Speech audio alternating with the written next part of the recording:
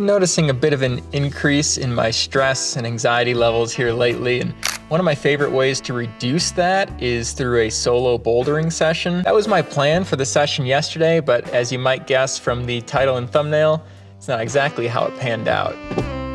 Double Arete, baby. Look at this beauty. This is gonna be my second session on this boulder and I'm super psyched. My first session on this also happened to be the last time that I bouldered alone, so I was kind of looking forward to that again here today. That said, when I was alone, I made hardly any progress on the actual beta. There's some debate as to the official start to this boulder problem. I'm going with the obvious and natural one, but it's not what most locals would consider the OG start. You're probably thinking I should employ a layback technique to make the moves less strenuous and more about balance and body position. Unfortunately, the footholds available to you really aren't conducive to that. 2 moves. I think it's like my best so far.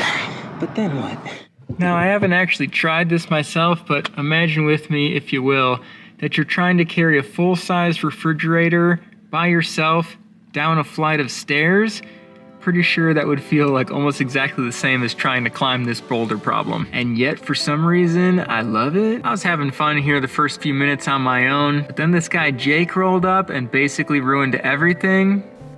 Just kidding. Super cool dude actually, and helped me out big time with the beta. The good thing about this boulder is the hands are all kind of obvious, and I also like that it requires a lot of body strength. It's not so heavy on the fingers, but you're more like full hand slopers and jugs, and it's more about the body tension and keeping the core tight and being precise and technical with the foot placement. With just linking those couple of moves, I've already matched the high point from my first session. Didn't finish the top half of the boulder last time I was here, so I've got a few things to clean up and put together before I've got a shot at ascend. I feel like there's an opportunity to clean up my foot beta considerably. The feet options are so bad down low. A few more options become available as you move up, but they're still not exactly what you would like to have. Which might be a good thing, honestly, because I feel like I'm sort of learning some better foot technique here. The start of this boulder's definitely taught me that precise foot placement, even if you don't think there's that great of a feature, just take the best you got and at least use something so you know where to put your body. Oh, dang it. I would have gone quickly and got there. I might have been okay. The first 2 or 3 moves right off the ground are definitely the crux. I always get there and I feel like I can't bump my right. I've just been like pasting it somewhere. Yeah. I use a really low chip where it's dark. Yep, that thing. It sucks, but like it stays. Alright, so there's the first specific piece of beta I'm going to steal from Jake. That low starting right foot definitely seems to work. And actually bumping the right foot up to that next feature works pretty well too for the bump. Feels good to be finally putting a sequence together on this thing. My first session, I don't think I did more than 1 move in a row. The moves do ease up a little bit, but seems like there's still a few hard ones before getting to the top out. In fact, I think I just identified the red point crux. Oh, okay. At least I got through that move. Yeah. I'm maybe starting to see a sequence come together. I'm trying to be a bit smarter with the way I approach my boulder projects, specifically around energy expenditure. So right now, instead of going for send goes from the start, I'm gonna make sure I've got this top really locked down. So if I do get here on a send go, I'm not freaking out or thinking about what beta to do, but I'm ready to go into autopilot and get the thing done.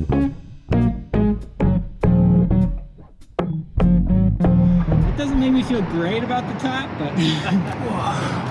All right, back out for my 3rd session here on Double Arete. Last time I left, leaving, having just done all of the moves individually and a couple of good links. So for the first time, I've done all the moves on the boulder.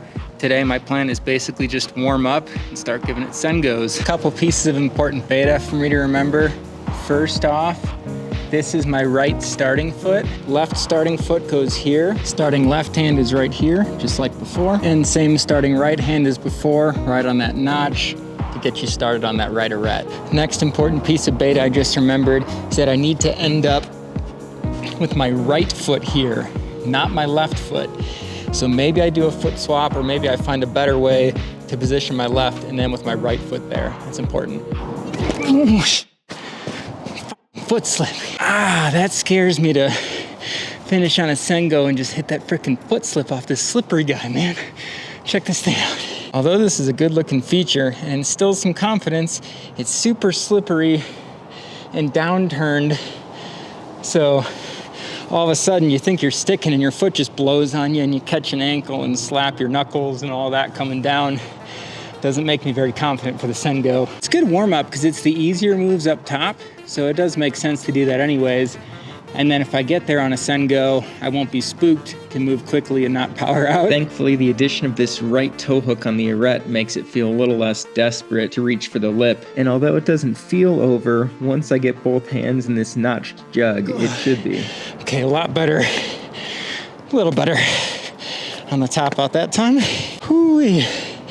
Okay, I think I'm ready to I don't have a brush, chalk up, rest up, give it some Sen Goes.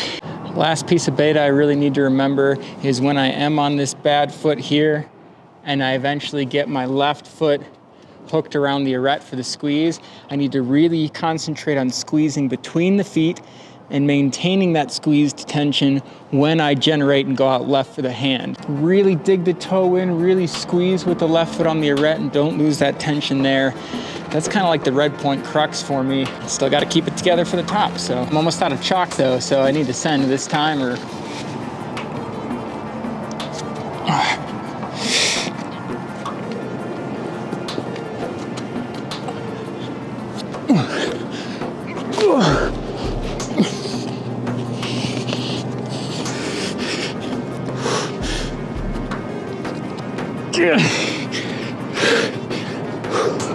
squeeze.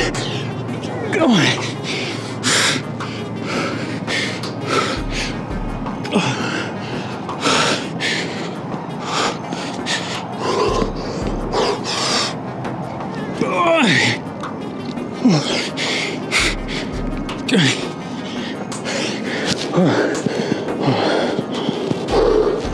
All right, dude. You got this. You've been here before.